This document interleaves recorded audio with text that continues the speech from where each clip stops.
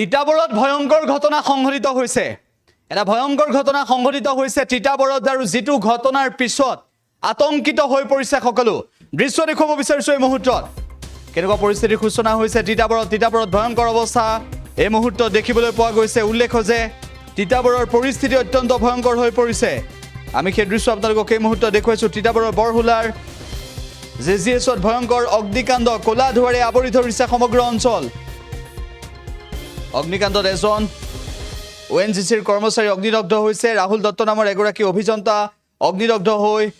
নিহত হোৱাৰ লগতে কেইবাগৰাকীও কৰ্মচাৰী আহত হৈছে বুলি জানিব পৰা গৈছে অঞ্চল জুৰি আতংক বিৰাজ কৰিছে তিতাবৰৰ বৰহুলাত এই পৰিস্থিতি বিৰাজ কৰিছে তিতাবৰৰ বৰহুলাৰ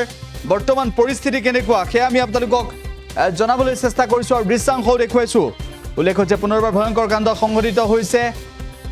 কোলা ধোঁৱাৰে সমগ্ৰ অঞ্চল আৱৰি ধৰিছে কেনেকুৱা পৰিস্থিতিৰ সূচনা হৈছে সেয়াও জনাইছো উল্লেখ যে ৰাহুল দত্ত নামৰ এগৰাকী অভিযন্তা অগ্নিদগ্ধ হৈ নিহত হোৱাৰ লগতে কেইবাগৰাকীও কৰ্মচাৰী আহত হৈছে পৰিস্থিতি বৰ্তমানো ভয়ংকৰ হৈ আছে আমি সেই দৃশ্য আপোনালোকক দেখুৱাইছো তিতাবৰত আজি এই পৰিস্থিতি অব্যাহত আছে মাত্ৰ কিছু সময় পূৰ্বে এনে ধৰণৰ অৱস্থাৰ সৃষ্টি হৈছে আৰু তাৰ পিছতো বৰ্তমান সময়লৈকে এনে ধৰণৰ অৱস্থাই বাহাল আছে আৰু এই পৰিস্থিতিৰ পৰা কেতিয়া উদ্ধাৰ হ'ব সেয়া বৰ্তমান সময়ত অনিশ্চয়তাত কিছু মন্তব্য আছে শুনাব বিচাৰিছো জিজিএছত আজি অগ্নিকাণ্ড হ'ল অতিকে ভয়ংকৰ হৈ উঠিছিল ইয়াৰ ফলত এজন ONGC বিষয়া কৰ্মচাৰীৰ মৃত্যু হৈছে বুলি আমি ইতিমধ্যে চৰকাৰীভাৱে নহয় বিভিন্নজনৰ ব্যক্তিৰ মুখে আমি অৱগত হৈছোঁ গতিকে এইটো এটা দুৰ্ভাগ্যজনক ঘটনা বৰহলাবাসীৰ বাবে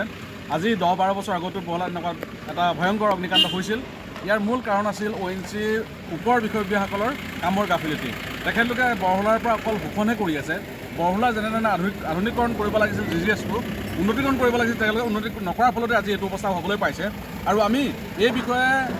ONGC চিনামৰাস্থিত এছেট মেনেজাৰ সকলোকে অৱগত কৰিছিলোঁ যে তেখেতলোকৰ যিখিনি ছেফটিৰ বিষয় আছিল সেই বিষয়খিনি তেখেতলোকে কিছু কম্প্ৰমাইজ কৰিছে নিম্ন মানদণ্ডৰ হৈছে এই বিষয়খিনি বাৰম্বাৰ আমি তেখেতলোকক উল্লেখ কৰি আহিছোঁ কিয়নো বিভিন্ন কোম্পানী ইয়াত আবণ্টন পাই তেখেতলোকে সেই কোম্পানীসমূহে যিখিনি ছেফটিৰ বিভিন্ন সামগ্ৰী কৰ্মচাৰীসকলক প্ৰদান কৰিব লাগে নিম্ন মানদণ্ড দিয়াৰ তেখেতলোকে প্ৰদান কৰিছে অনাগত দিনত যে এনেকুৱা এটা ঘটনা নহ'ব তাৰ কোনো মানে নাই আৰু আমি দেখিছোঁ বিভিন্ন কোম্পানীয়ে যদি আবণ্টন পাইছে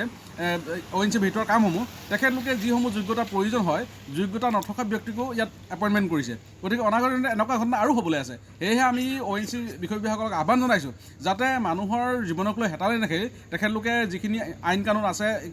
ONGC পৰিচালনা কৰিবৰ কাৰণে কঠোৰ হওক আৰু চৰকাৰকো আমি আহ্বান জনাইছোঁ যাতে ONGC কেনেধৰণে পৰিচালনা কৰিছে কৰ্মচাৰীসকলক কেনেধৰণে ব্যৱহাৰ কৰিছে এই বিষয়খিনি তেখেতলোকে নজৰলৈ আনক আৰু এনেকুৱা এটা দুৰ্ভাগ্যজনক ঘটনা যাতে বৰহলা অঞ্চলত পুনৰবাৰ নহয় তাৰ প্ৰতি আমি অসম জাতীয়তাবাদী যুৱ ছাত্ৰ পৰিষদ বৰহলা অঞ্চলত আহ্বান জনাইছোঁ আৰু এই যি আমাৰ আজি যিসকল ইয়াত সাংবাদিক বন্ধু আহিছে বা আমি সংগঠনসকল আহিছোঁ আমি তেখেতলোকৰ পৰা বিষয়সমূহ জানিব বিচাৰিছোঁ কেনেধৰণে এই ঘটনাটো হ'বলৈ পালে কিন্তু তেখেতলোকে এই বিষয়খিনি সম্পূৰ্ণ মানে আঁতৰি গুচি গৈছে বা আমাৰ সাংবাদিক বন্ধুসকলক ভিতৰত সোমাবলৈ দিয়া নাই এইটো ভাল বিষয় নহয় কিয়নো গণতন্ত্ৰ হৈছে এটা নিৰপেক্ষ আমাৰ ছত্ৰস্তম্ভ তেখেতলোকক বিষয়টো জানিবলৈ দিব লাগে বা আমাৰ সংগঠনৰ বিষয়ববীয়াসকলক তেখেতলোকে জনাব লাগে যে ঘটনাটো কিয় হ'বলৈ পালে তেতিয়া আমি জানিব পাৰিম যে কি ঘটনা হ'লে কেনেধৰণে আমি সাৱধানতা অৱলম্বন কৰিব লাগে গতিকে আমি যিজন আমাৰ ইয়াত চৰকাৰীভাৱে চৰকাৰ বিষয়া মহোদয় আহিছে বুলি কৈছে আশা কৰিছোঁ ৰাইজক আৰু সাংবাদিক বন্ধুসকলক আমাক যাতে বিষয়টো অৱগত যিকোনো খবৰৰ বাবে যোগাযোগ কৰক 7099017330 লগতে 7099017110 নম্বৰত